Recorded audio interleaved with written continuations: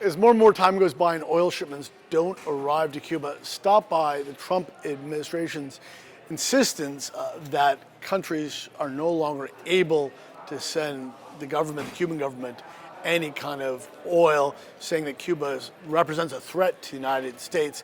We are seeing the impacts more and more here. There are less cars on the road.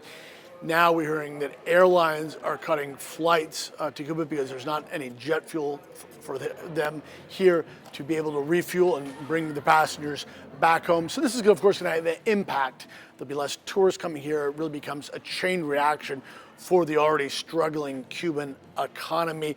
Mexico is sending aid, hundreds of tons of food, but they're not at this point sending any oil under U.S. pressure to not do that. The Kremlin has said that Cuba is now facing a crisis. The government here, essentially their ally, their old ally, is in deep trouble as what they call a U.S. chokehold continues on and on. We know the U.S. and Cuba are exchanging messages, they are holding talks. Remains to be seen, though, if any deal can be struck, because the U.S. is really insisting on regime change. The government leave power, open up to multi-party elections, that political prisoners here are freed, and a lot of other steps that the Cuban government, up until now, has been unwilling to agree to.